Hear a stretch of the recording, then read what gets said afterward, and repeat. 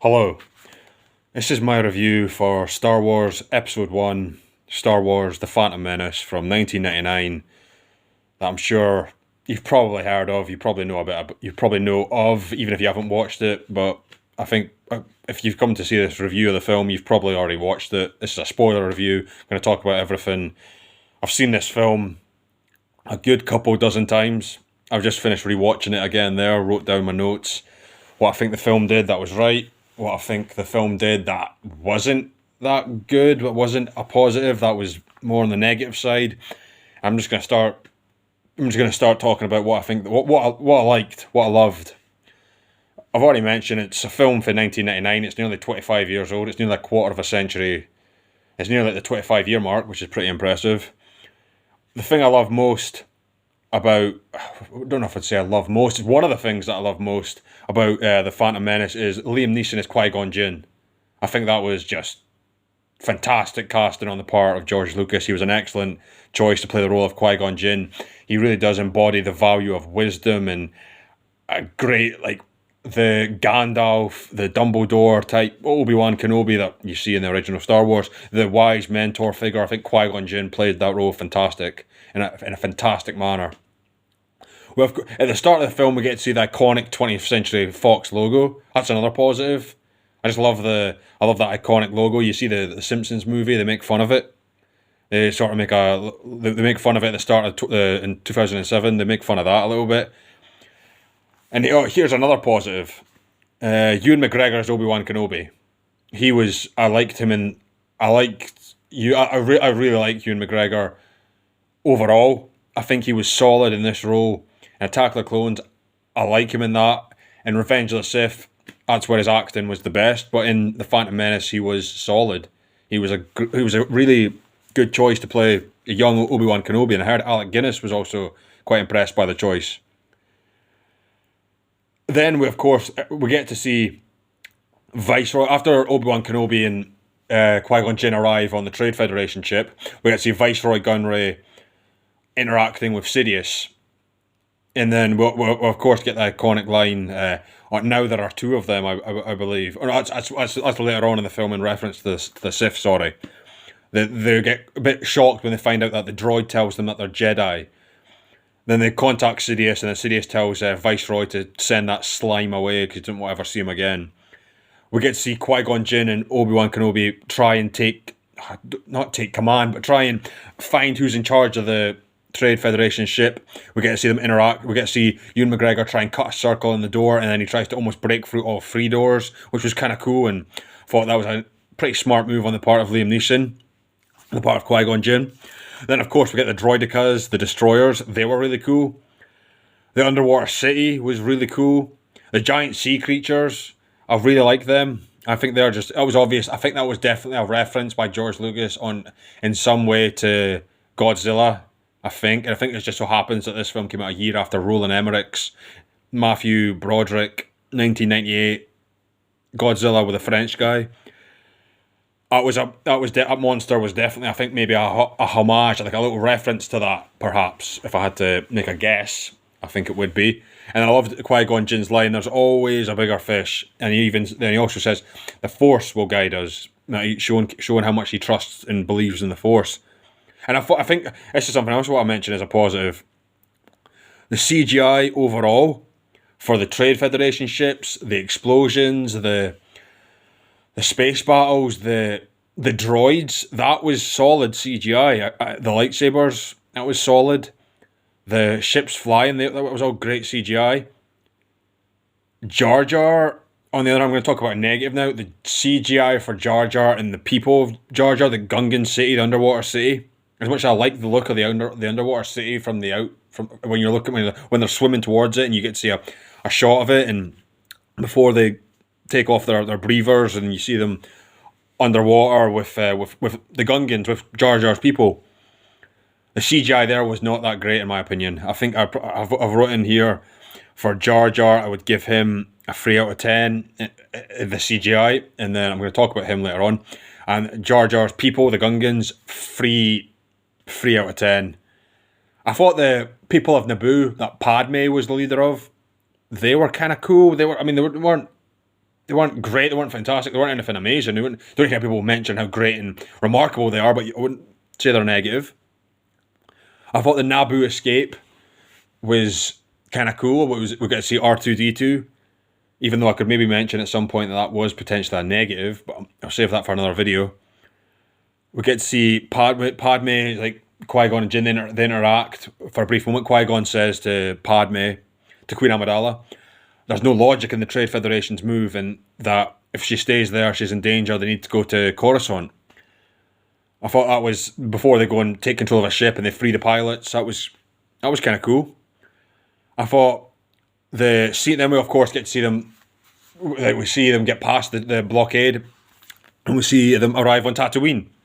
We of course see them arrive on Tatooine. We get to see Jake Lloyd as Anakin. I want to give him maybe a 5.5 or a 6 out of 10 in that I think he was fine. I think he was good. At the same time, a part of me obviously recognises his acting quality is a drop below everybody else, but I feel like whenever you talk about child actors, you always need to say this.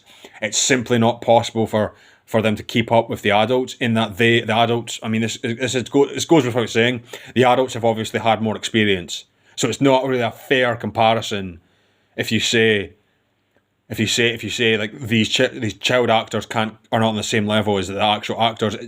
If they're 30 years older than them, then it's not really much of a question. It doesn't take you long to figure out why.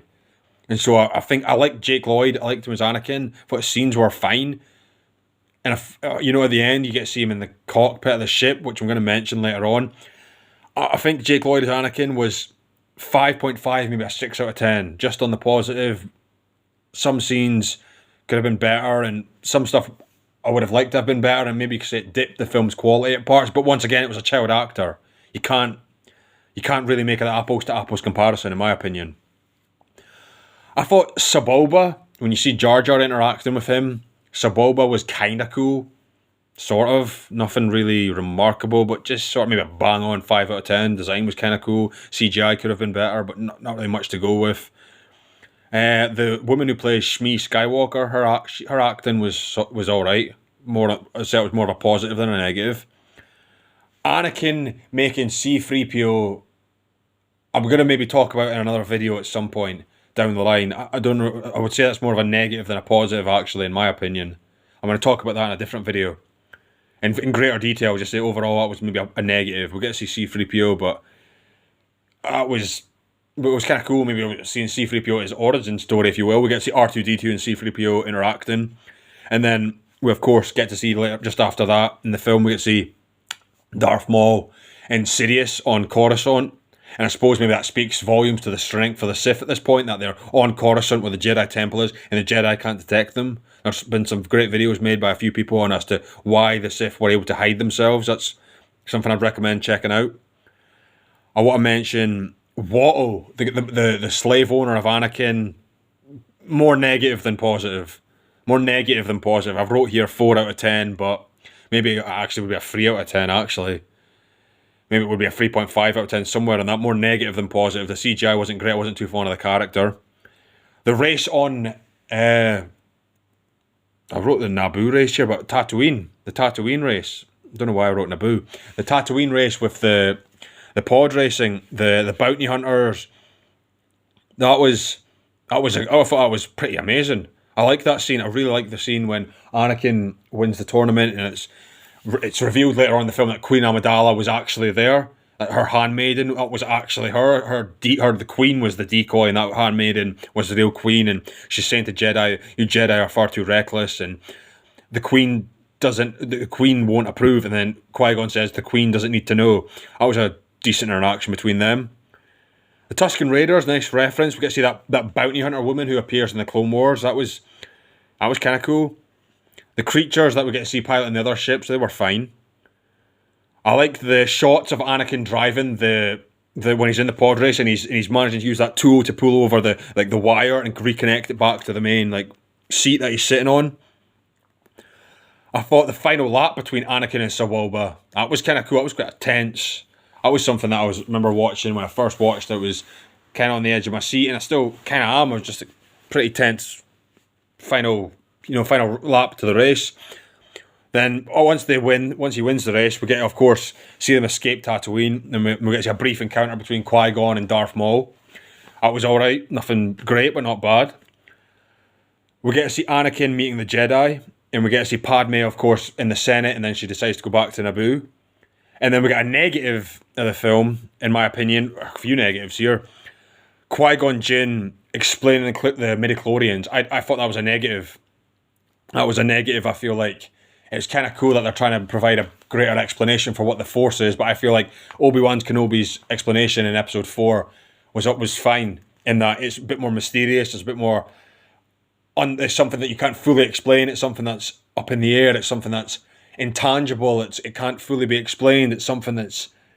It's almost akin to a supernatural higher power, in a sense. It's not fully understood, a complete understanding, but it's just something that basically I've sort of got a grasp on. And I feel like Qui-Gon Jinn explaining the midichlorians tainted that a little bit. And then here's a big negative in my opinion. When you see Anakin in the final battle, as a kid when I was watching that, I thought, oh, that's kind of cool. But as I'm older, I feel like Anakin being a child soldier in that battle was a reckless move on the part of Qui-Gon Jinn. I don't understand why he would actually be in that final battle and not kept safe on Coruscant.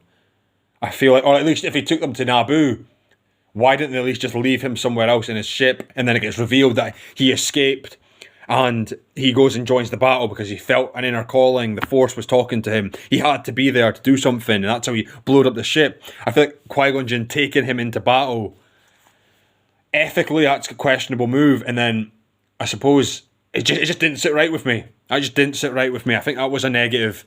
And then I want to end on the biggest positive, and that's the 4-way final battle. We get to see a final battle in space, on the ground battle between the Gungans and the droids. We get to see a battle between Queen Amidala trying to take control of the castle, and Viceroy Gunray, and you will now sign a new treaty, she says, in the ending. And we get to see the 3-way battle with Obi-Wan Kenobi, Qui-Gon Jinn, and Darth Maul. That was a solid 4-way fight of one on the ground, one in space, one in the castle, then one between the Jedi. It was kind of cool that they got 4 battles happening simultaneously. Like in Return of the King, you can see the battle on the ground with the Oliphants, and then you can see the battle with Gandalf and Pippin, I believe, or Merry or Pippin, one of them, fighting against the trolls.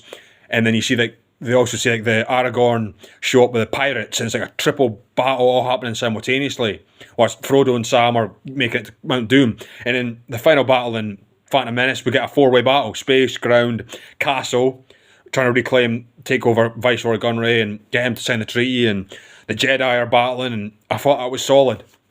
I actually think this film's grown on me.